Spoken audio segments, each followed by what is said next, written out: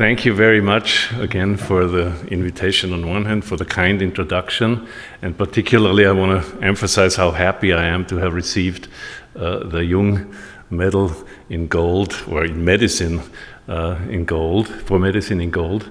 It's really a great honor. I'm going to talk about these discoveries that you just heard of, summarizing work that happened over the last 20 years. So I'm not going to talk about the first half of my life. I'm only going to talk about the second half of my life. The title was not invented by me, actually. It was the Jung-Stiftung that proposed this title. And it summarizes pretty much what I'm going to do for the next minutes. First question for us was, is it an important question that we are working on in the laboratory in Graz? And here, at least according to the cabaret artist Josef Hader, who is a famous Austrian cabaret artist, he defined the three most important questions of mankind, defining them by saying, question number one is, where do we come from? Question number two, where do we go to? And question number three, what's for dinner? So now our research obviously focuses on the third most important question, and this is the turnover of fat and nutritional impact of our existence. If you are a 70-year-old person like I am, and you weigh 70 kilograms, which I'm not, then you will have eaten about 8,000 kilograms of carbohydrates over this lifetime. You will have eaten 2,300 kilograms of fat, and you will have eaten about 2,000 kilograms of protein. So we're talking about really a large amount of nutrients that we take in over these 70 years.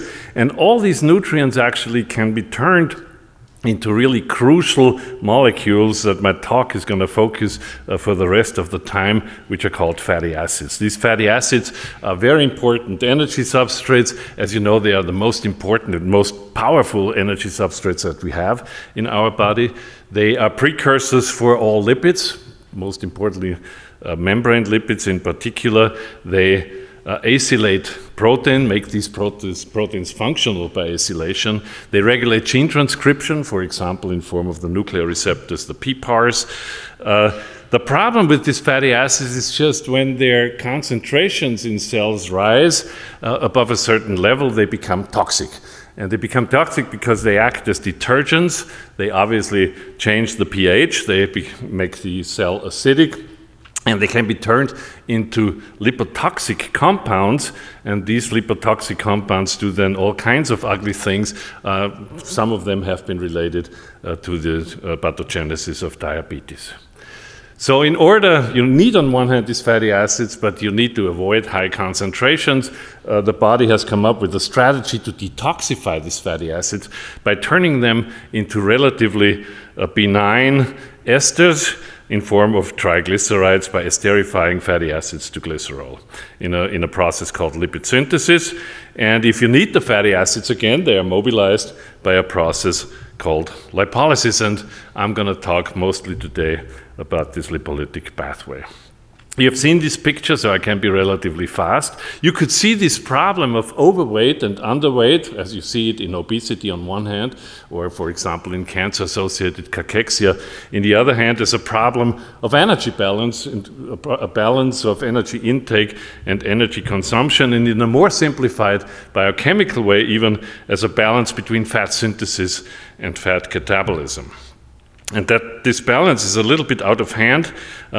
You all know these are very commonly known data on the prevalence of obesity in Europe and the G20s. You can see over the last 50 years or so, obesity has incredibly increased, not only in Europe, but pretty much worldwide, with a few exceptions, from about 10% of obesity or of obese individuals to about 20 to 30% of obese individuals. And in Germany, we're standing here at a number of around 25. And this obesity correlates very strongly with diabetes. It drives diabetes. We expect in the year 2000 35 that about 600 million people will be affected by obesity, with an increase on all continents. But obesity is actually not the only comorbidity that is associated with obesity and overweight.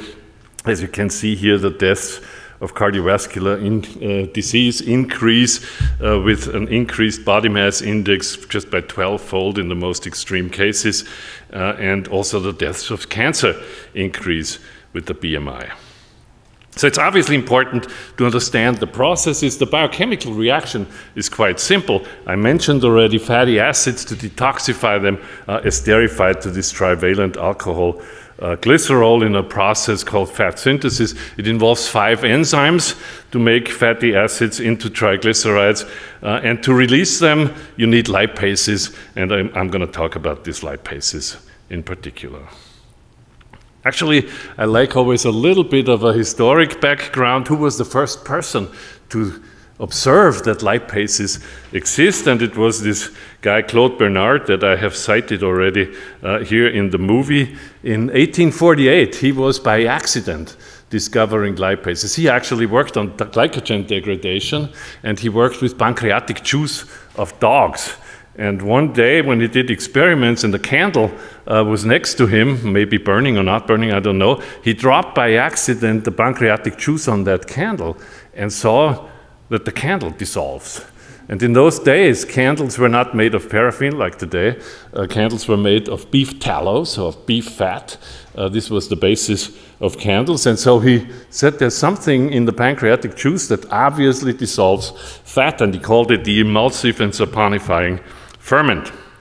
Simon Flexner was the next one, around 1900 already, who realized that in some patients with a rare disease, with peritoneal fat necrosis, that they actually have a fat-splitting ferment, that's how he called it, in their plasma that obviously can cause this necrosis of adipose tissue.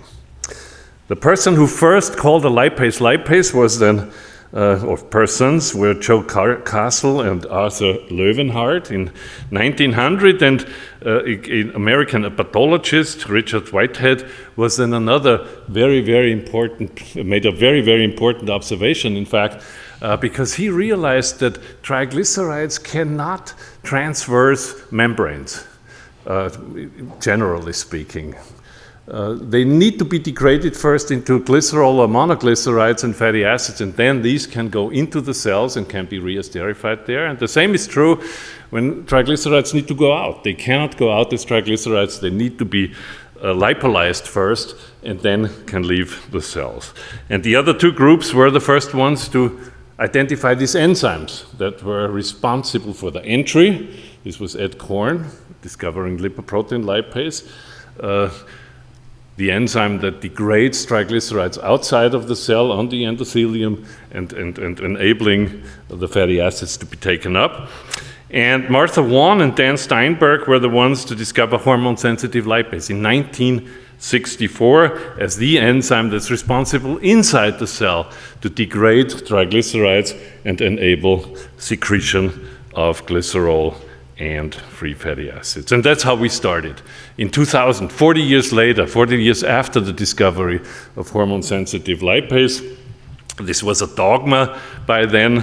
For many, many decades, hormone-sensitive lipase is the rate-limiting enzyme for triglyceride hydrolysis. You could read this in every biochemistry textbook that you ever opened. So in the fact, we did a control experiment. We eliminated, or we knocked out HSL, and it was this guy, Günther Hemmerle, a Vorarlberger, by the way, that did the first knockouts mice. And we expected, as I said in the movie, that these mice would become incredibly obese, but that was not the case. Normal body weight, in fact, even decreased fat mass. It did not only not increase, but it even decreased. Normal hormone induced fatty acid release, but interestingly, accumulation of diacylglycerols. So we came up with two conclusions in this very first paper. Number one, there must be at least one other lipase that takes care of triglyceride hydrolysis in these mice, and the other one that probably hormone-sensitive lipase is more important for this step, the degradation of diglycerides to monoglycerides, and not so much for this very first step.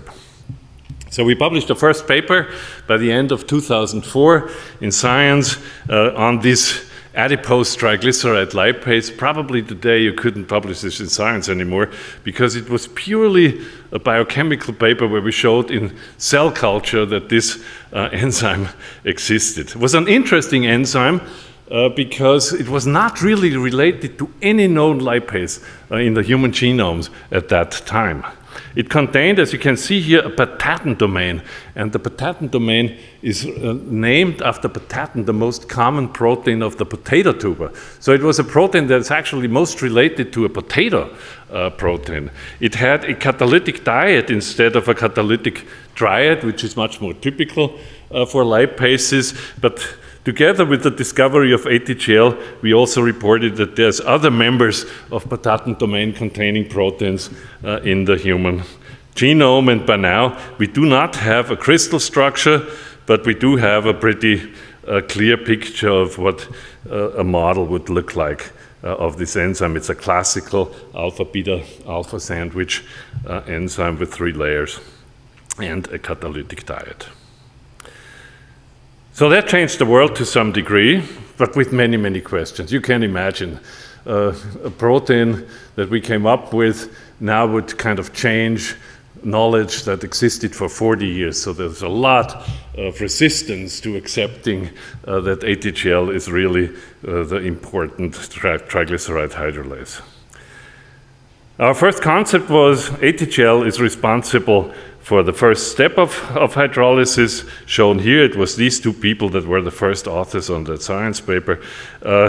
Achim Last then discovered a very important coactivator of ATGL, CGI58. You will see that later. It's really increasing the ATGL activity by at least 10-fold, and then later there were also 2 inhibitors described, one of them also in our lab.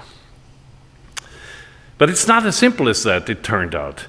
ATGL is not only there to degrade triglycerides. In fact, it has a second activity, and it works as a transacylase. It can transfer acyl chains, fatty acid chains, from one ester bond into another ester bond. For example, if you combine 2 diglyceride molecules, you can make a triglyceride molecule by this transfer of an acyl chain and a monoglyceride molecule. So this transacylation, I'll come to it in a few seconds, was originally already observed when we saw what the enzyme looks like, but we didn't have a physiological function, which has changed very recently. We didn't know what's the role of HSL in triglyceride triglyceride catabolism.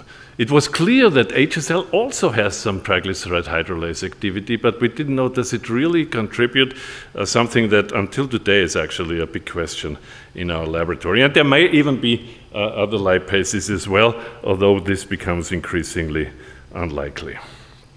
So I'm coming back to this transacylation. I told you for 20 years we didn't have really a physiological function of this reaction, but very recently we collaborated with Barbara Kahn on an issue on a signaling molecule called fatty acid esters of hydroxy fatty acid, or short FAFAs. These FAFAs, as you can see, are more or less fatty acid dimers, which are linked via an ester bond. Here in the case, it is stearic acid with the hydroxyl group on residue 13. These FAFAs, although present in plasma at very low concentrations, have actually been associated with very positive metabolic effects. Increasing FAFA concentrations are connected with increased glucose transport, glucose import into cells, decreased inflammation, increased GLP-1 secretion, increased insulin secretion. So altogether, a very improved picture of glucose homeostasis. And what we showed in this Nature paper a year ago or so, 2 years ago maybe, is that ATGL actually catalyzes this reaction. ATGL is responsible for this transfer of an acyl chain from a triglyceride onto a hydroxystearic acid to produce these FAFAs, leaving a diglyceride left, as you can see here. If you add ATGL to a mixture of hydroxy fatty acid and triglycerides, you can see a strong production of FAFAs, which is even increased by CGI58.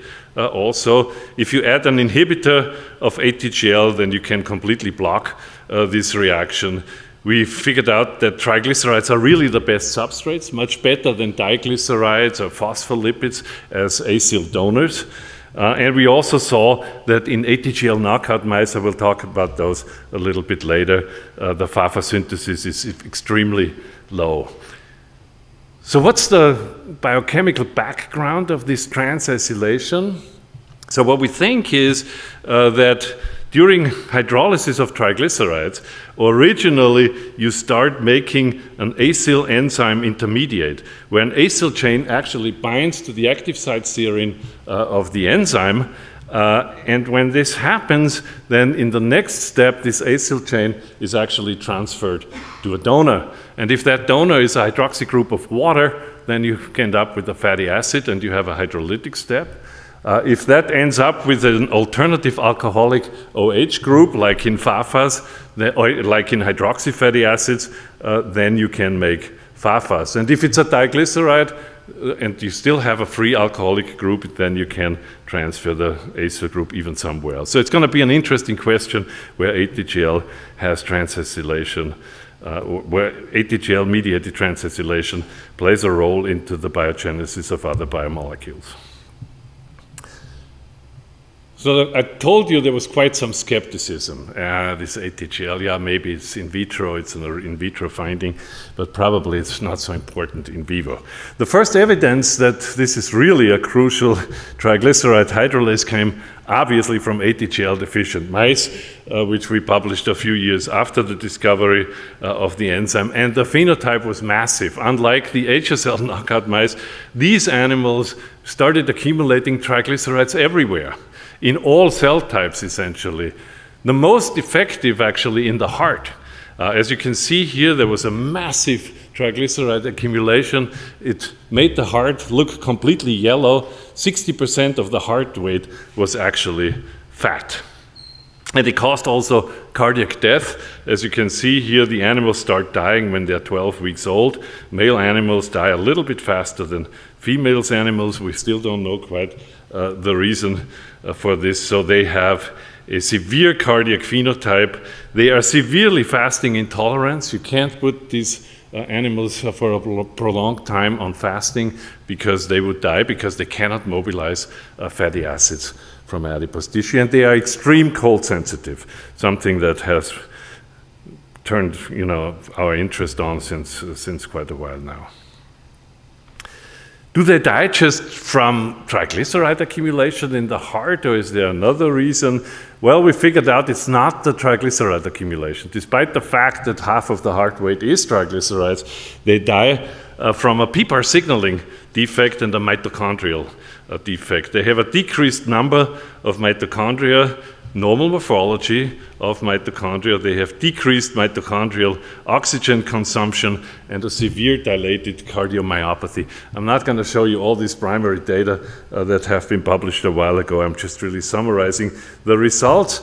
So the assumption was, and it's pretty much accepted now, that lipolysis produces something that is very important in the signaling of nuclear receptors, in the signaling of PPARs. And there's still a big fight out there, which are these ligands that actually mediate PPAR activation and mitochondrial biogenesis and function.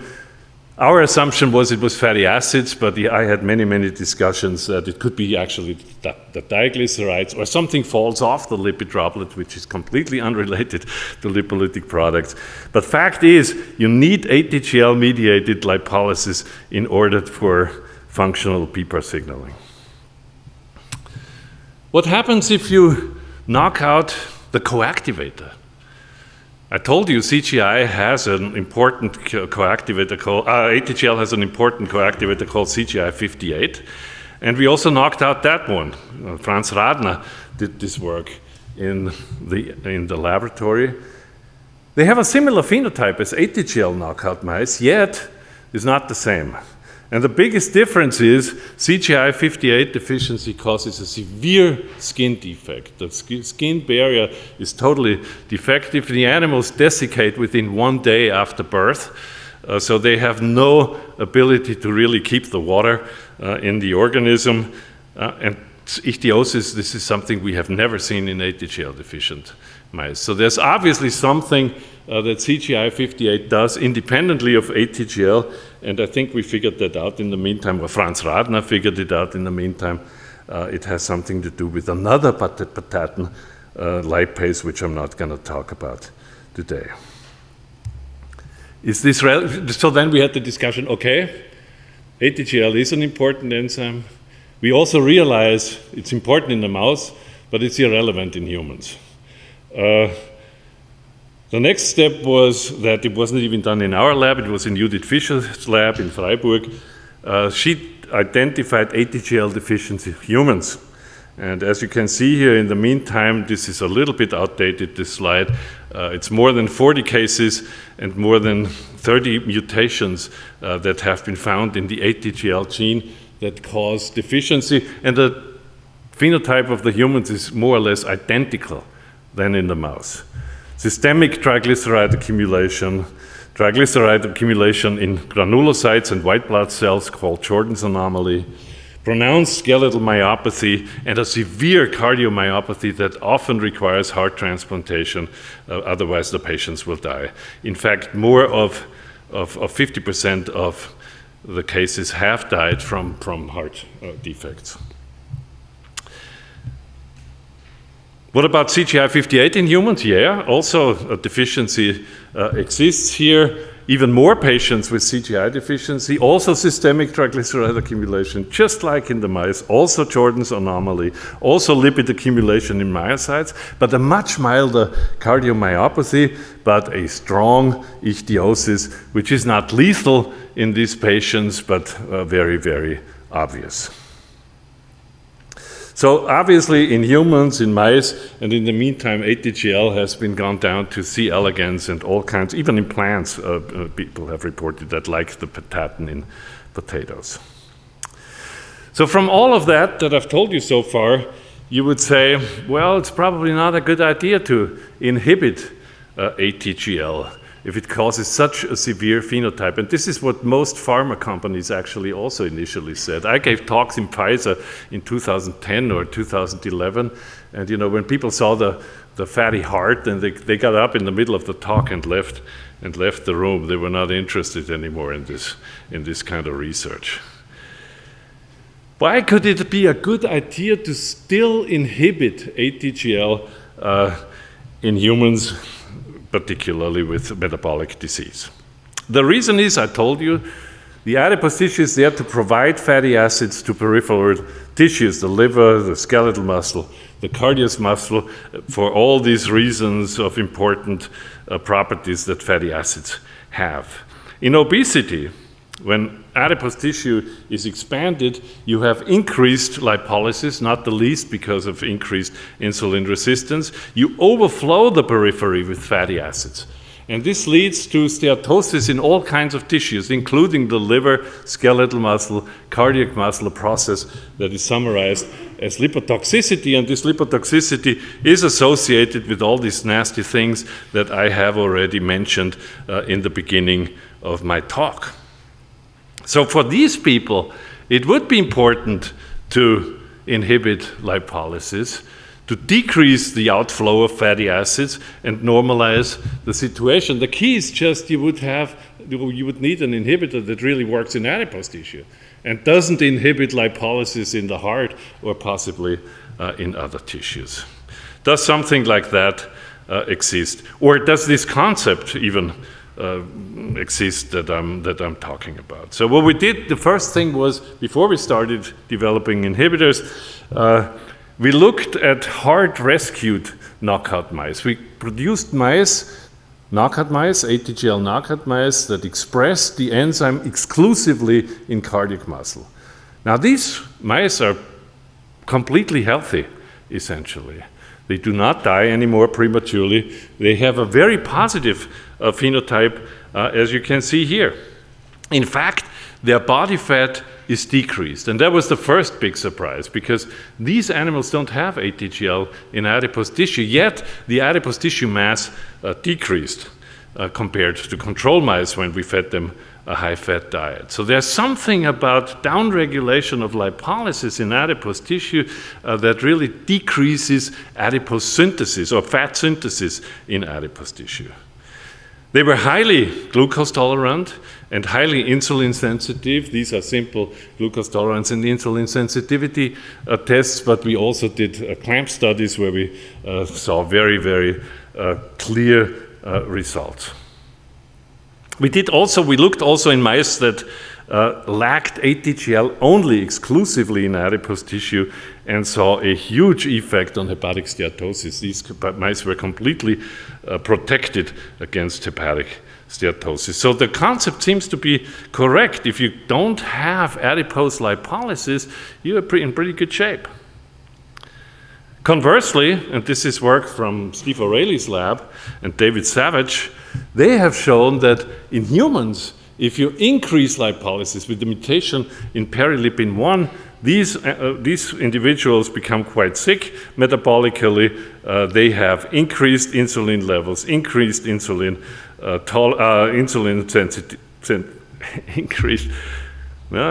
decreased insulin sensitivity, to get it out.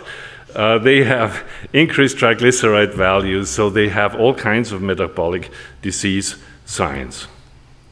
So with that, we were convinced we should inhibit this enzyme, and Martina Schweiger in the lab in collaboration with Nicole Meyer and Rolf Breinbauer and Robert Zimmermann developed such an inhibitor, which is quite potent, specific, and competitive. It's called adglistatin, and here you can see in Lineweaver-Burke kinetics that it is a competitive inhibitor. It inhibits triglyceride hydrolase in adipocytes together with an HSL inhibitor. More or less 95 or more than 95% of the lipolytic activity is gone, providing pretty clear evidence that ATGL together with HSL are by far the predominant triglyceride hydrolases in adipose tissue. So how did that compare to the tissue-specific knockout mice or the rescued knockout mice? Same effect, essentially. If you treat mice with this inhibitor, adglistatin, they are resistant to high-fat diet-induced obesity. And we still don't understand. We've seen a lot of changes in neuropeptide expression, something we never, unfortunately, pursued, but it's something that is really interesting to us, how this inhibitor or how inhibition of lipolysis in adipose tissue can have such a big effect on food intake and on body weight. The decreased food intake and decreased beta gamma mediated lipid synthesis leads to this lean phenotype. They have improved glucose tolerance, they have improved insulin sensitivity, just like the genetic models, and also the adglistatin treated mice have less hepatic steatosis. And adglistatin works both preventative as well as therapeutic. If you put them on a high-fat diet and treat them at the same time with adglistatin, they don't develop steatosis. If you take an OB mice, which is already hugely steatotic in the liver, and give it adglistatin, the liver steatosis is reduced. The liver fat goes down. This brings me to the next topic. You know, you could say now, well, you know, with all these GLP-1 agonists, GLP-1, GIP dual agonists, it's probably not so important anymore to have a small molecule that really may prevent to some degree diabetes. But here we have an example where also the inhibitor worked extremely well, and that was in heart metabolism. So the first question is, does adglistatin act specifically in adipose tissue, or does it inhibit ATGL all over the place?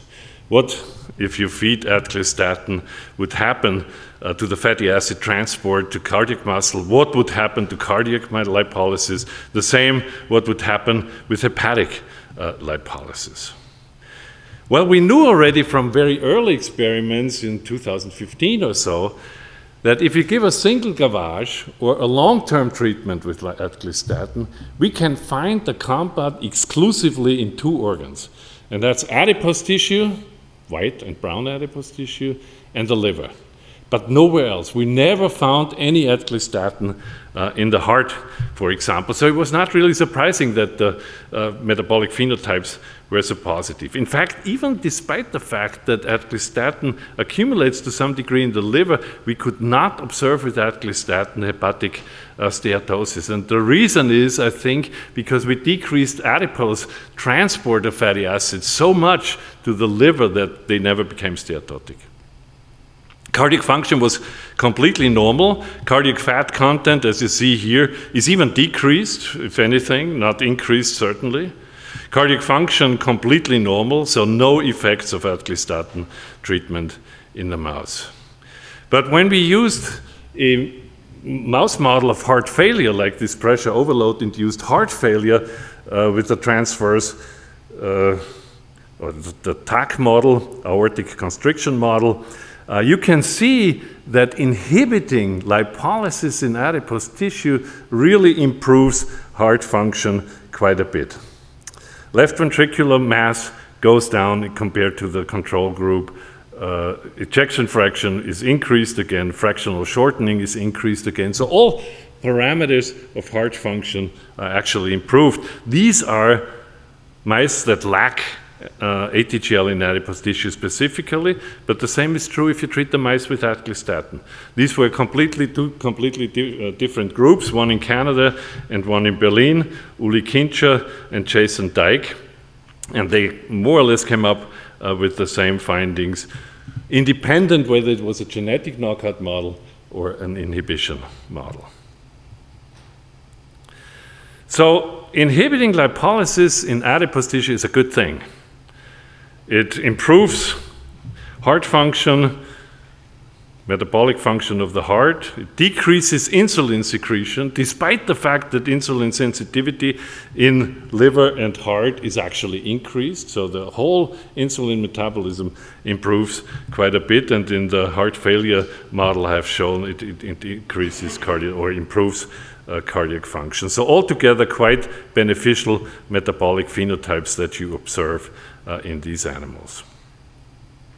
That led to the development of a human ATGL inhibitor. That's an interesting question now, and I need maybe 5 more minutes. Adglistatin is specific for the mouse. It turned out that this compound inhibits very efficiently mouse ATGL, but it does not inhibit at all human ATGL or rhesus monkey ATGL. And many other, like pig, also didn't work. We wanted to do a pig experiment. Turned out ATGL does not work in the pig. So that was a kind of a disappointment, because how are we gonna, check for preclinical experiments for the usefulness of ATGL inhibitors if we have a human inhibitor, if we don't have a human inhibitor? So Gernot Grabner in the lab eventually developed a human inhibitor, which is very much related to the mouse inhibitor chemically, works even better than adglistatin. I won't go into the details. And then he did a smart experiment, which took quite a long time. He changed genetically ATGL so long, playing around with residues in the active site, that he came up with a mouse ATGL that he switched 3 amino acids in this case, or 2 amino acids in this case. And you can see here, under these circumstances, with only these 2 or 3 amino acid changes, the inhibitor works. The example is shown here. If you change 2 amino acids, it's not as effective as the mouse inhibitor, but if you change 3 amino acids, the human inhibitor inhibits ATGL in the mouse, more or less, with these 3 amino acid changes, just as well as the mouse inhibitor. So he could come up also with a very good structural model why adglistatin only inhibits the mouse and the human inhibitor works only in humans or this modified mouse ATGL. So what we're doing right now is we make a humanized mouse with CRISPR-Cas9 where we change these residues.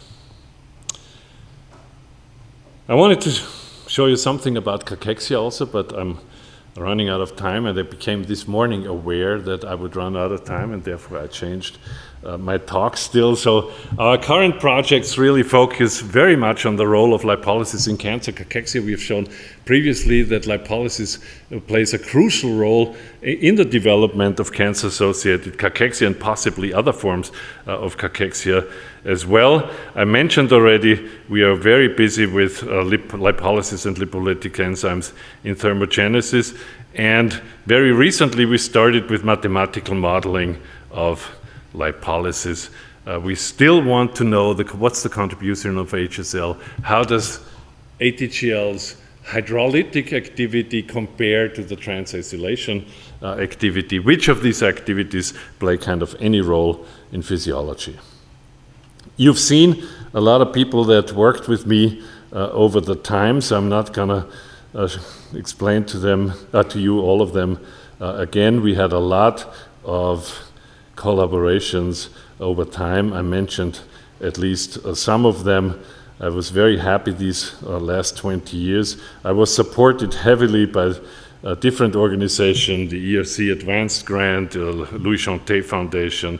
I had also support from Pfizer and Novo Nordisk. My main funding organization is the FWF, the Austrian Science Funding Organization.